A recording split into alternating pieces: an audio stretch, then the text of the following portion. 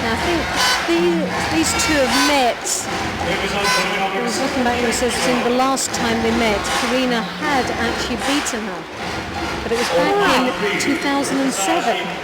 2007, Karina point better, yeah? Yes. Oh, okay. Oh, some time ago. Some time ago. So Karina did win then. So we'll just see. It's a long time since we fought.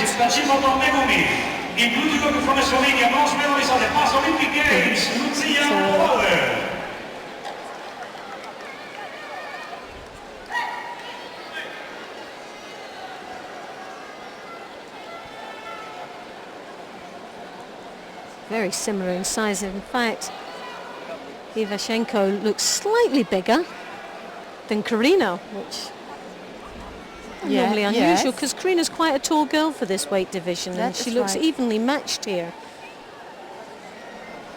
The Russian looking very, very strong and dominant right from the beginning.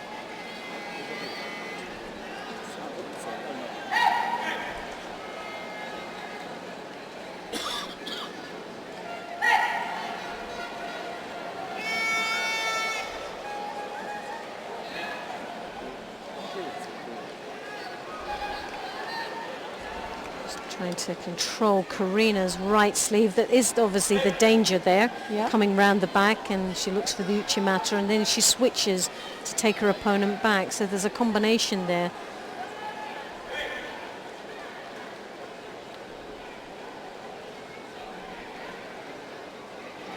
Really two tall ladies. I know.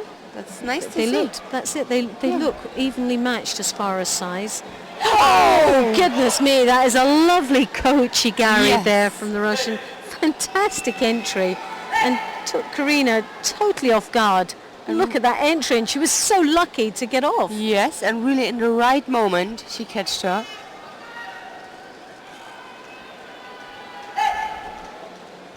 So the Russian is leading by Yuko. We've still got just under 4 minutes to go.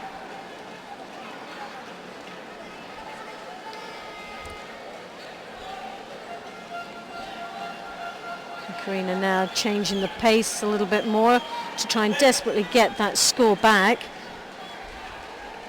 I think she's going to have some real trouble here. Yep.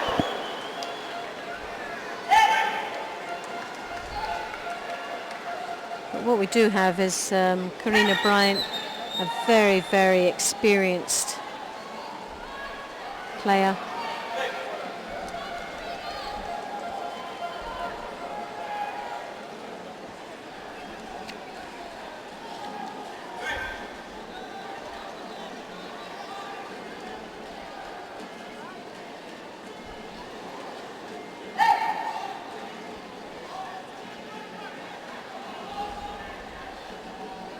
Desperately trying to get past the defences there of the Russian. Finding it very, very difficult. Yep. But the Russian also tries to keep a distance on her with her left arm. You just could see that. Yes. Extend the arm to keep her on distance. Because the danger is when Karina can come right over the top, she can take that belt and she gets in nice and deep. Those long legs can come through for the Uchimata or the big Harai Gosh, and that's what Karina is quite talented with her, with her throwing, and obviously they've done their homework. So the defense and the tactical situation that's happening right now is causing Karina some real great difficulties.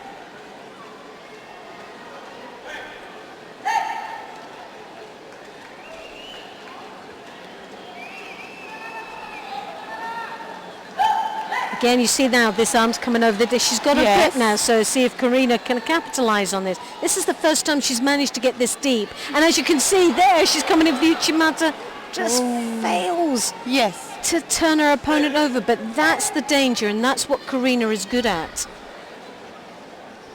Just sadly, she wasn't able to capitalize on it and finish that technique, but you could see how she was lifting.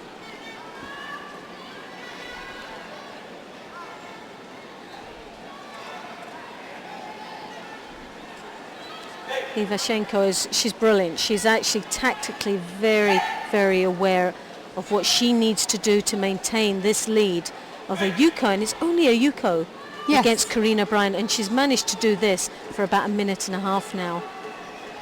And there's only that one incident where she managed to come over, and even then she was able to block her. Just shows the power of this young lady.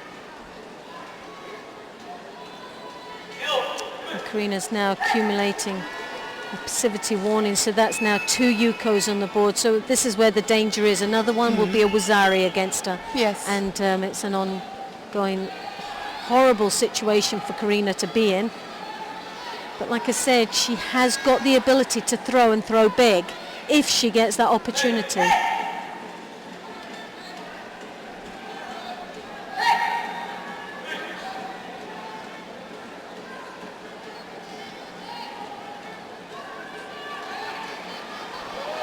So again, you can see her desperately trying to get that right arm over the top and draw in, but just not deep enough. And you can see the defences there with that left arm in under the armpit and across, and now she's got it to the belt line, onto the ribs. Lovely counter attack there. Oh, absolutely fantastic. Looked like she was waiting for that. She was waiting, and the Russian. It was a great entry there for Karina, and I thought that she was going to be able to throw off it, but as you could see, she was waiting for that. She was setting it up. She more or less gave her that leg to be able to say, take it so I can counter you on that. So that was a great win.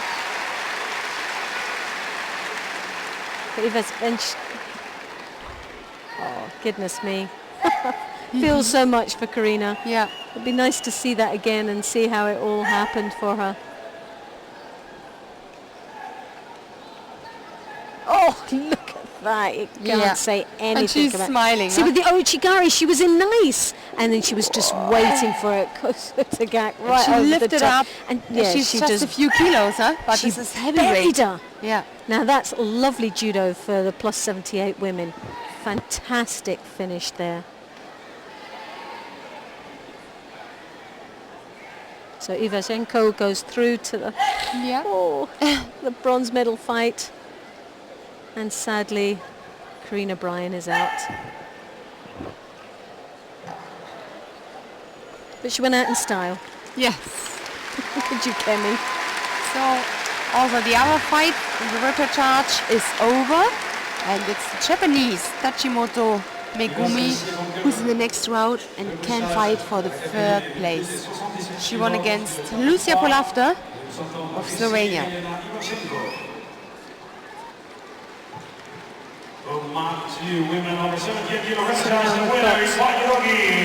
One of the semi-finals of the women's plus 78 kilo category from China in the white, Quinn, and she's up against, in the blue from Japan, Sugimoto. Et maintenant, mesdames et messieurs, demi-finale catégorie féminine plus de 78 kilos. Ladies and gentlemen, coming up the semi-finals for women on 78 kilos.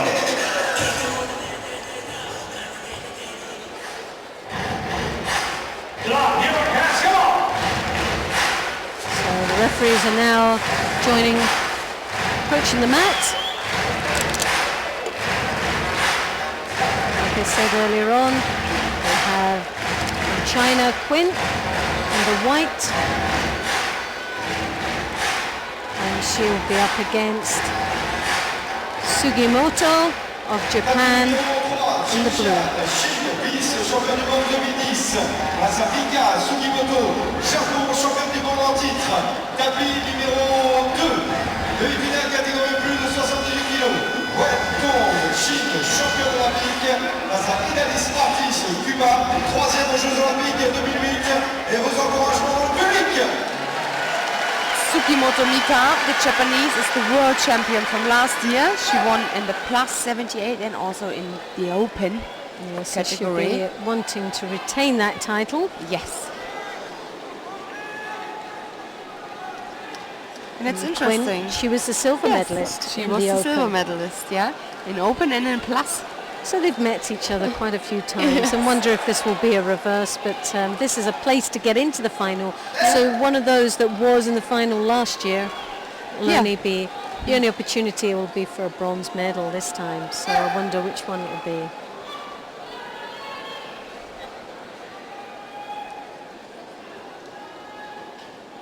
In fact, Quinn was silver medalist in both the Open and the plus 78s in last year's World Championships. Yes. So 2 times it was the same final. Yes.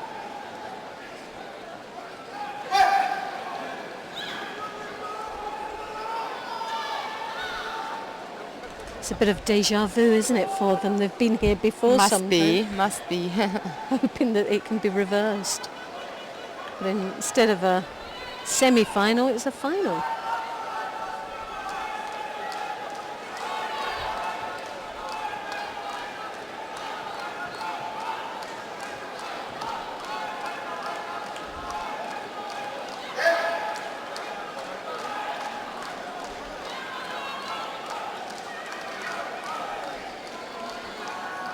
And it just shows you with the draw, because it's seeded from the world ranking.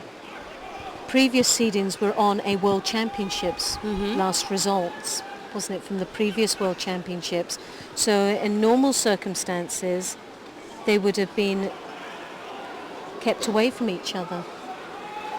Sugimoto and Quinn, they would have been opposite sides of the pool and wouldn't really reach each other until they got to the final. But this is obviously now ranked with the world ranking. That's right. Which meant that when they did the seeding, they were on the same half. That's right. And would met before the final. Yep, and it happened a lot since last year. Yes. In the world ranking. And this is a typical case here, that the world ranking changes so much now that these 2 young ladies met in the final last year of not only the plus 78s, but of the Open.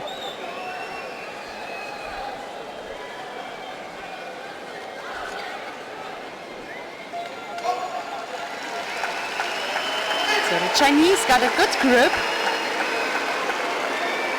She puts her opponent a bit under pressure, but still there's no score.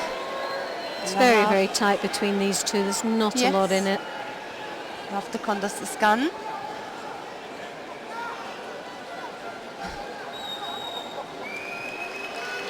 It's understanding as well. First and second in the world, both Open and over 78s.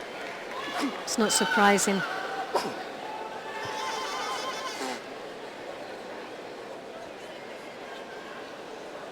So just over 2 minutes to go.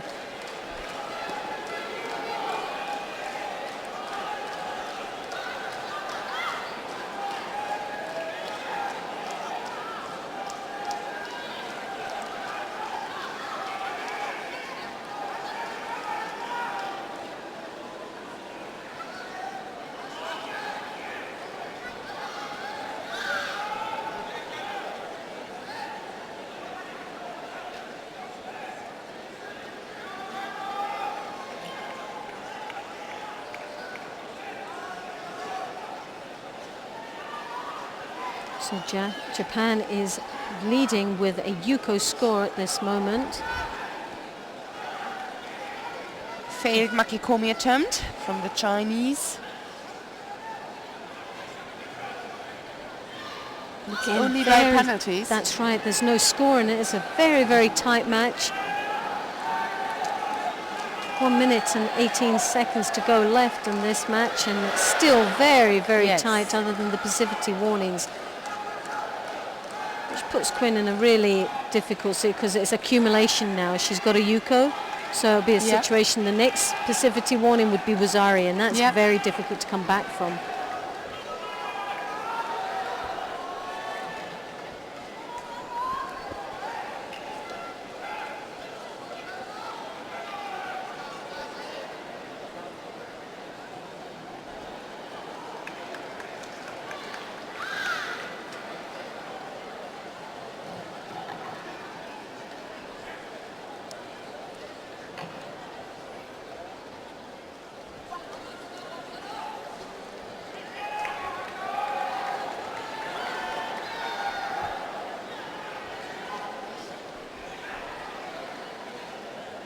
less than a minute. Both got a Yuko now because of these penalties. Both got So 2 again, Shidos each. make a mistake and it could be Wazari for either one of these girls unless Yeah. there's a score There's from not either much one time of them. left. But it's 40 seconds to go.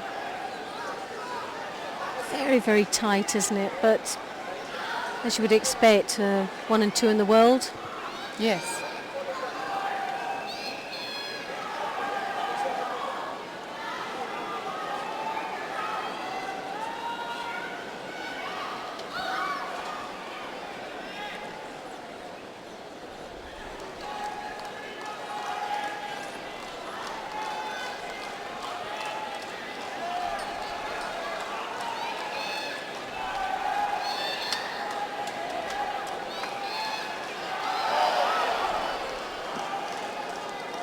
Six seconds to go, and We're going to see a golden score, eh? I think so. Yeah. It doesn't look like it's going to change much.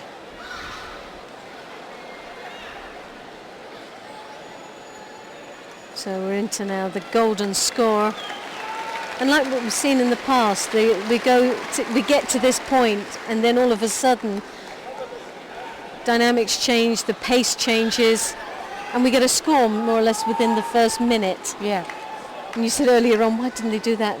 Earlier, yes. First part That of the is contest. right, yeah.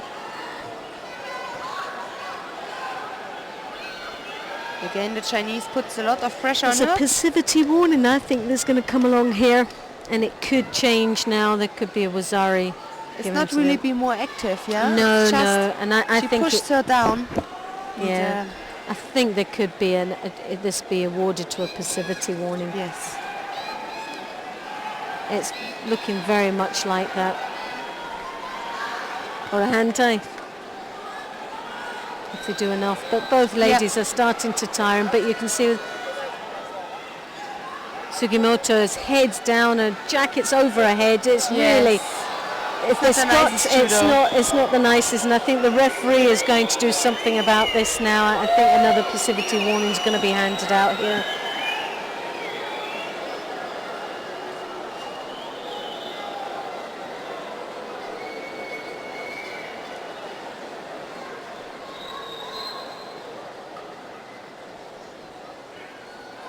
I think it's the right decision, yeah. Yeah. Because if the Chinese puts her under pressure and attacks, okay, then you give the another Shido to the Japanese.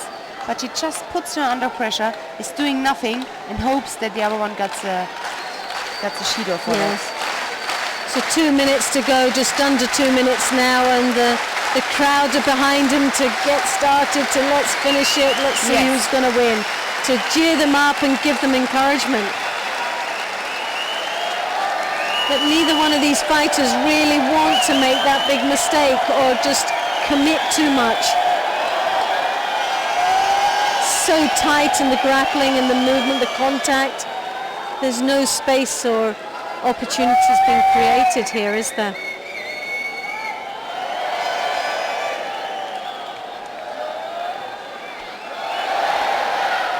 And that was the first real attack in the golden score, no? Typical Typical Chinese technique. Oh, this is quite a breaker. This is very uncomfortable Yes. to be in. But her leg is caught up here, and so she's trying to control the upper part of the body first before she even concentrates. But I think the referee should let this go because she's tidying up the top part, and we know that that's got to be controlled first before you start taking the leg out. And she's doing that quite nicely. And it's just a matter of time, and that's also coming. So the referee was brilliant there to let that go. Yes. At one stage he was very hesitant. He was about to say mate, but he gave it the benefit of the doubt that she was trying to tie up and control the upper body first. So that was a great bit of refereeing there. As we said it before earlier today, we are not used to see Japanese in a Nevasa. No. Most of the time they hold an Asekomi, yeah? So we might see a reverse as far as the results, the final result for this weight category, because Sugimoto won the World Championships last year. Yes. and can only go now for a bronze medal. And now we've got Quinn that's got a chance for that world title. Yeah. So she goes into the final of the women's plus 78 kilo category. It's Quinn from China.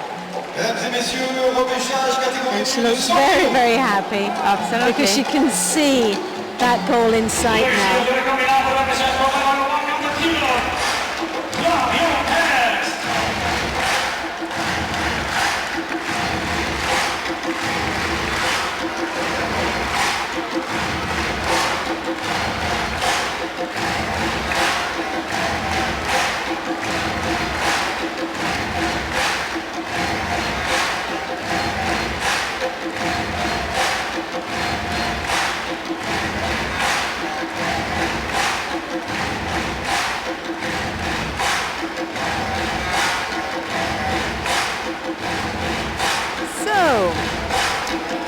We are coming to the fights for the bronze medal. Yes, for the men. Yeah, Yes, the men. For the men's Still rapid charge. Yeah. 100 kilos. Yes. So these are the big boys. Yeah. Et voyons donc representing Tunisia, number 48.